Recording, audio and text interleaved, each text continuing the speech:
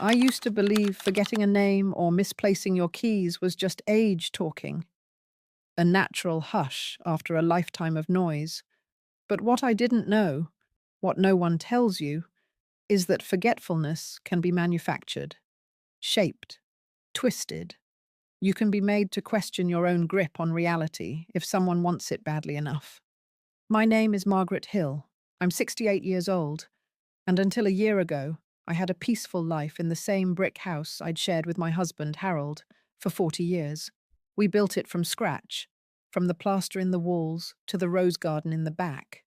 But when Harold passed from heart failure, that silence I once embraced began to feel heavier, lonelier.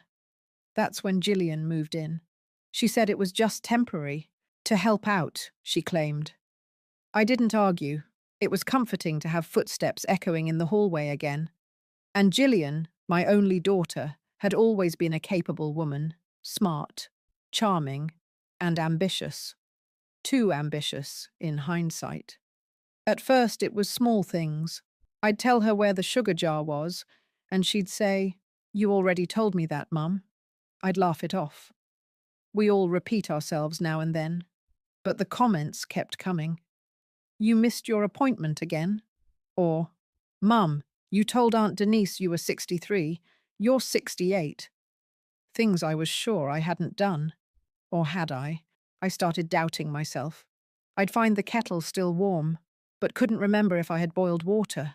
The front door would be unlocked at night, though I could have sworn I checked it. But the worst part wasn't forgetting.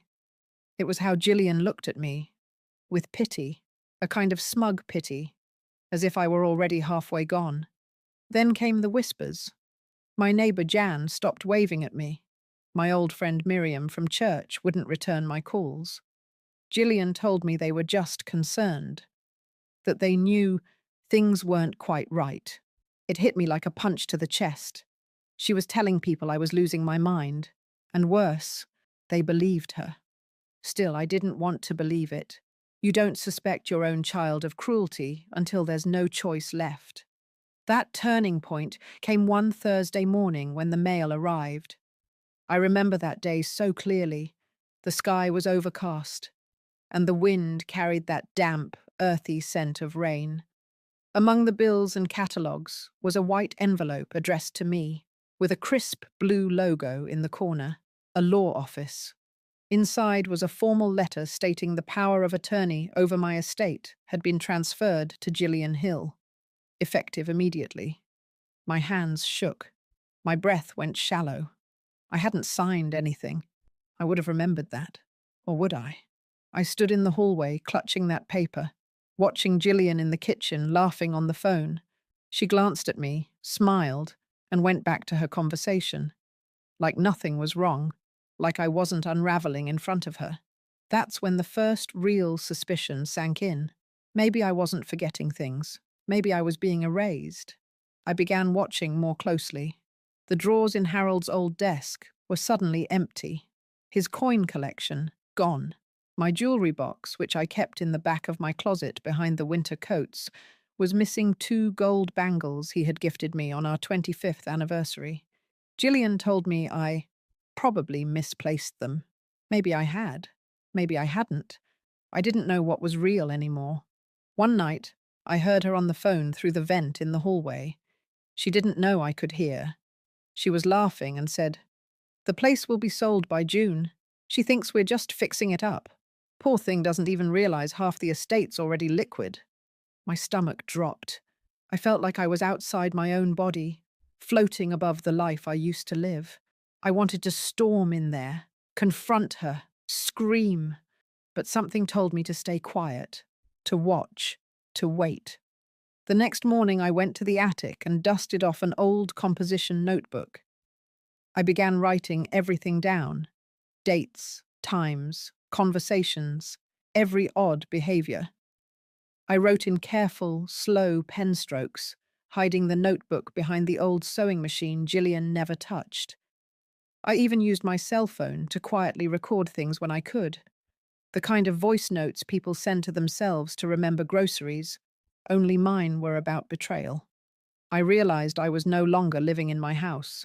I was living in a staged play Gillian had written for me, where I was the confused, doddering old woman, and she the noble caretaker.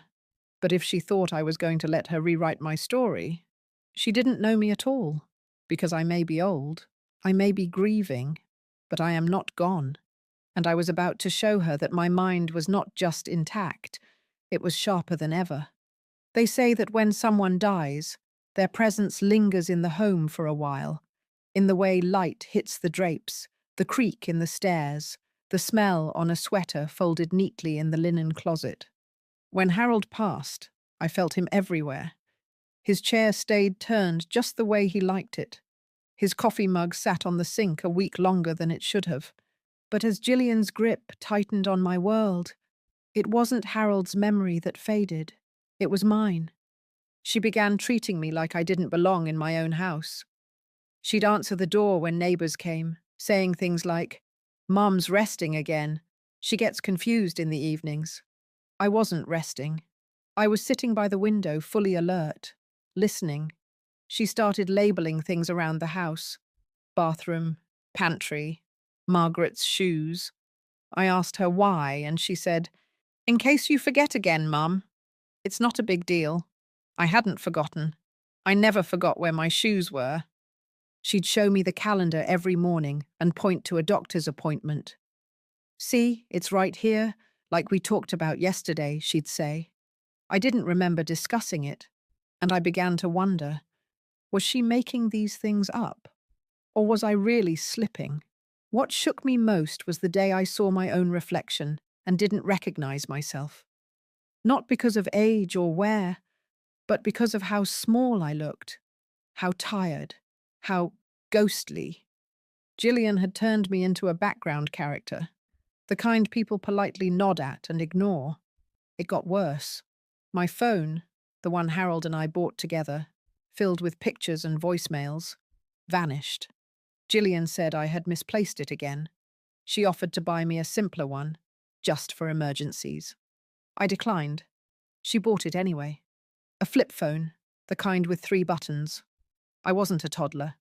My prescriptions were moved from the bathroom cabinet to a locked drawer. "You accidentally took 2 last week, remember?" I didn't. But what could I say? Argue over something I couldn't prove? That's how gaslighting works. It's not the scream in your face. It's the whisper that makes you question your own voice. I began to realize how alone I was. My sister hadn't visited in months. She used to drop by every other weekend. When I called her, on Gillian's monitored emergency phone, she sounded distant. "Jill said you don't really like having visitors anymore," she said, "and that you get easily overwhelmed now." I told her that wasn't true. She paused, uncertain. "Margaret, are you okay?" There it was again. That tone. Like I was lost. Like I was fading. I swallowed the lump in my throat and said, "I'm fine, Carol." But I wasn't. Gillian even reached out to my church. Pastor Nolan came by once, wearing that uncomfortable smile he wore during hospital visits. He prayed for me, asked God to guide me through this fog. I wanted to scream. There was no fog, just Gillian, choking the light out of my life, one polite lie at a time. But I didn't scream. I smiled and nodded and thanked him. Because by now I had learned. Every time someone treated me like I was broken, Gillian's plan advanced one more step. So I stopped protesting. I leaned into the role. I became softer, slower, quieter, just enough to avoid suspicion while keeping my eyes wide open. One evening, I watched her sorting through a box of old tax records in the den. She didn't notice me standing in the hallway. She pulled out papers, checked off items on a yellow legal pad, then slid a document into a folder labeled Cell. I stepped closer, enough to see it was the title to my house, the one Harold and I built with sweat, tears, and love. The place where our son took his first steps, where he died, too, in that tragic winter accident no one speaks of. I backed away before she saw me. My heart raced like a trapped bird inside my chest. The next morning I searched for the folder. It was gone. Not hidden, gone. She'd either moved it or destroyed the evidence. I needed more. So I turned to what I still had, my mind. I practiced remembering sequences of numbers. I memorized page numbers from the books I read. I recited old poems in the mirror. If I ever had to prove myself again, I would be bulletproof. Meanwhile, I documented everything. Every transaction, every visitor, every new lie. I started hiding voice recorders, one in the vent above the kitchen, another under the tablecloth in the dining room. Gillian talked a lot on the phone. She was careless in her triumph. One day, I caught her saying, "We just have to hold off a little longer. Once the estate clears, I'm golden." She laughed, a real laugh. I've never forgotten that sound, like glass breaking under silk. She didn't know she was laying out her own funeral, the funeral of her lies. I looked around my house that night. The photos she had boxed up, the books she donated without asking, the scent of Harold's cologne she had accidentally spilled on cleaning day, all part of the slow erasure. She was turning me into a shell, preparing the stage for my disappearance. But she made one mistake. She forgot I was still watching, and I was done playing dead. It's a strange feeling, pretending to be weak when you're anything but. But that's what I started doing. Gillian was expecting me to crack, so I gave her cracks, harmless ones. I'd call the dog by the wrong name, even though we haven't had one in years. I'd stare blankly when she asked what day it was. I began slipping accidentally. A fork dropped here, a missed bill there, just enough to feed her narrative, not enough to lose control. Behind the mask, I was sharper than ever. I woke up each morning with a purpose: document, observe, collect, and wait. One afternoon I slipped out, told Gillian I was going for a nap, then walked 3 blocks down to an old friend's house. Tom Spencer. He was Harold's best friend, and once a formidable estate lawyer before retiring. We hadn't spoken much since Harold's death, but when he opened the door and saw my face, pale, hollowed out by months of psychological war, he didn't hesitate. Over tea, I laid it all out. The recordings, the journal, the forged power of attorney. I even brought the original copy of my will, the one Harold and I wrote when Gillian was still someone I trusted. His eyes narrowed as he listened. "This is elder fraud," Tom said, jaw clenched. "And if we can prove intent, it's criminal." He helped me order a full neurological and cognitive evaluation through a doctor outside Gillian's web of influence. I passed it with numbers that would put some 40-year-olds to shame. Every number, name, and abstract pattern, I nailed them. I even remembered the doctor's secretary's name on the way out. I asked her to make 3 certified copies of my test results, one for court, one for backup, one for Gillian. Eventually, Tom and I went further. We drafted a new will, ironclad, notarized, hidden away under lock and key in a trust no one could touch but me. He advised me to leave everything exactly as it was, for now. "Let her keep digging her own grave," he said. "We'll pull the rug when the time is right." And so I did. I fed Gillian little false flags to build her confidence. I'd leave the front door unlocked once in a while. I scribbled a grocery list, then forgot it on the counter. She gloated. "Poor Mum, it's just getting worse," she said to a friend on speakerphone. I smiled behind her back. She was falling for it. Late one night, I found a copy of an email she printed and left on the dining table, carelessly. It was addressed to a realtor, scheduling a private showing for my house. The house she had no legal right to sell. I took a photo with my hidden phone and tucked the paper back exactly as it was. She also started taking meetings with what she called estate advisors. I recorded her bragging to one man in our living room. "Once the last papers go through, it's all mine." I mean, she's practically not even here anymore. Not here anymore. I was sitting right upstairs. The more she boasted, the more I logged. Voice memos, paper trails. One night, I even snuck into her room while she was out. In her closet, tucked in a shoebox, was a folder labeled Transition Plan.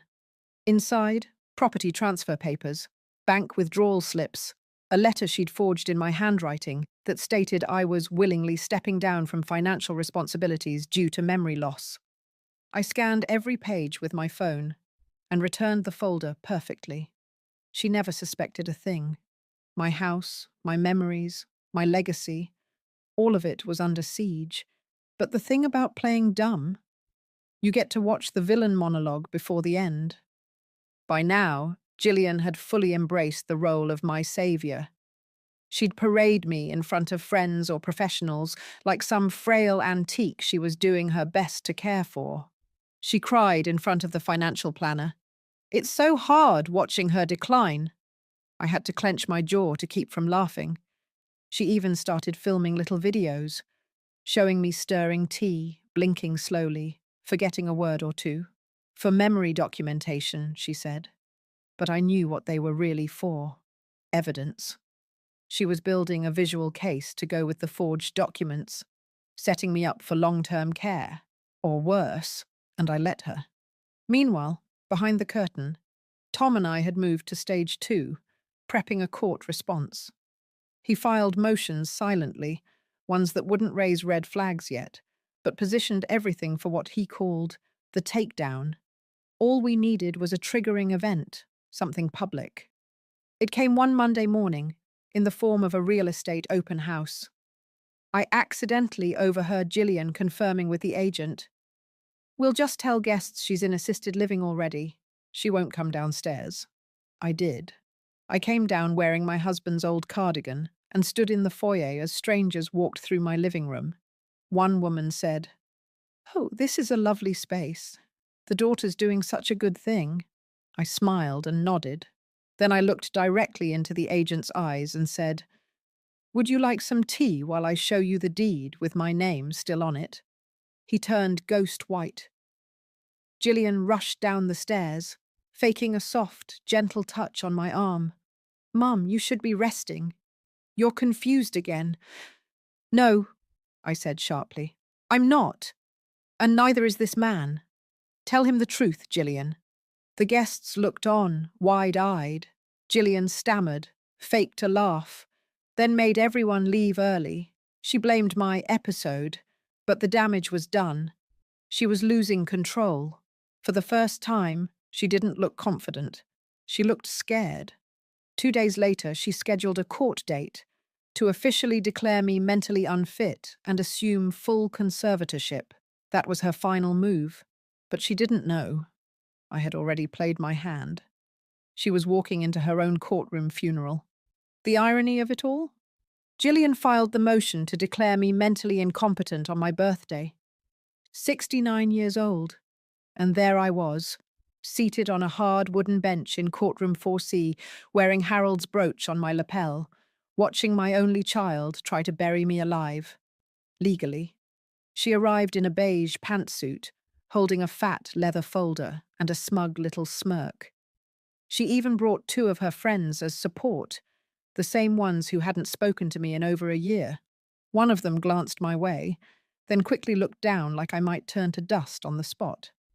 The judge, a stout woman in her 50s, looked over the case file, then back at me. "Mrs. Hill, do you understand why you're here today?" she asked. I nodded. "I do, Your Honor." Gillian cut in sweetly. "She's had good days, Your Honor. That's why we're here, before things decline further. We just want what's best." I almost applauded the performance. She really believed this was going to be her show, her well-rehearsed finale. But then my attorney, Tom, stood, quiet, unshaken, and armed. "With all due respect, Your Honor," he began, "this entire case is built on manipulated perception, forged documents, and hearsay. But rather than make you take our word for it, we brought something better." He handed the judge a thick manila folder. Inside, my cognitive test results, certified by a licensed neurologist, dated, sealed, Notarized. Gillian blinked. The smirk faded slightly. Tom continued. In addition, we have medical evidence that contradicts the claims of mental decline. Mrs. Hill passed a battery of tests with exceptional scores, including short-term memory, executive function, and logical reasoning. She studied for those, Gillian blurted. She passed because she's fine, Tom replied coolly. Unlike these. He pulled out a USB drive and inserted it into the courtroom monitor. The screen lit up with audio. Gillian's voice, crystal clear. The place will be sold by June. She thinks we're just fixing it up. Poor thing doesn't even realize half the estate's already liquid. The room was silent. Gillian's friends exchanged horrified glances. Next came another clip, her talking to a man from a brokerage firm. Once the papers go through, it's all mine. I mean, she's practically not even here anymore. Gillian jumped up. That's illegal. You can't record me. Tom smiled. Actually, in this state, single-party consent is legal, and Margaret Hill is that party. The judge leaned forward. Ms. Hill, is that your daughter's voice? I nodded, keeping my eyes on Gillian. It is, and I have more. We presented everything. Photographs of documents she forged, her transition plan, the video of her misleading realtors about me being in assisted living, all of it. Her masterpiece of deception collapsed like wet paper in front of a courtroom full of strangers. By the end of the hour, the judge didn't look amused. She looked furious. Ms. Hill, she said sternly to Gillian, I'm ordering a formal investigation into financial misconduct, elder fraud, and possible identity manipulation, effective immediately. All of your privileges as power of attorney are revoked. Gillian's mouth opened and closed like a dying fish. She looked like she might faint. And as for you, Mrs. Hill, the judge said to me, her tone softening, you're sharper than most of us in this courtroom. I smiled, just slightly. When the bailiff escorted Gillian out, not under arrest, not yet, but shaking, she turned back to look at me. That look, I'll never forget it. Not anger, not even betrayal. Fear. The kind of fear that only comes when someone realizes the mask they wore to steal everything just slipped, and the real face underneath is going to be seen by everyone. Gillian's name was suddenly everywhere. Her job, her standing in the community, her carefully crafted public image, gone in a weekend. She tried damage control, released a statement claiming it was a family misunderstanding, but then the footage went public, the one from our living room camera, where she joked with a friend. Honestly, by the time she figures out I've sold the place, she won't even remember she owned it. They played that clip on the local news 3 nights in a row. People started reaching out, not just friends and neighbors, but strangers, women from across the state, some elderly, some their daughters, all of them with stories that sounded like mine. My niece is doing something similar. I think my sister-in-law is trying to isolate my dad. The messages poured in. The sheriff's department opened a formal criminal investigation. Fraud, abuse of legal power, attempted unlawful sale of protected property. The charges stacked up fast. And just like that, Gillian, who once held my phone, my checkbook, my calendar, my name, was now the one under guardianship, temporarily at least, until her court date. She called once from a restricted number. I didn't answer. She wrote a letter. I never opened it. She begged Tom to mediate a conversation. I told him, let her speak to a mirror instead. For a while, I kept expecting to feel hollow, to feel like I'd lost something. But I didn't, because she wasn't taken from me. She was unmasked. In her absence, my house felt warm again. I opened all the curtains, put Harold's pictures back on the walls, baked banana bread without someone watching me like a hawk. I even adopted a little dog from the shelter, a shaggy black mutt I named Justice. People started inviting me places again. Pastor Nolan came over with flowers. My sister finally visited, this time with no pity in her eyes, only apology. and I forgave her. It wasn't her fault. Gillian had fooled everyone. She just hadn't counted on fooling someone who knew what it meant to stay silent until the moment mattered. I took a check from the frozen sale account Gillian had started and donated half to an elder rights advocacy centre. It would have been easy to hate Gillian, to spend my days cursing her name, painting her as the villain in every breath. And believe me, I was tempted.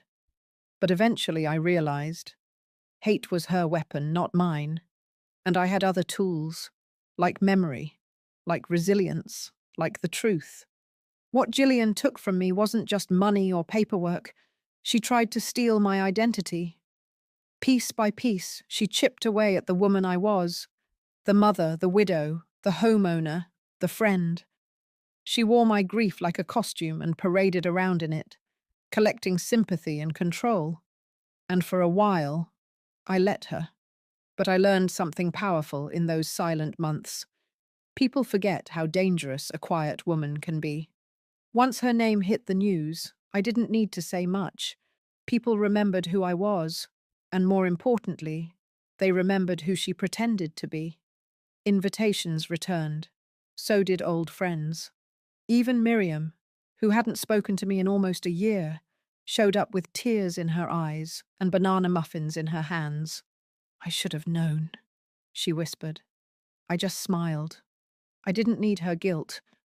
I just needed her presence.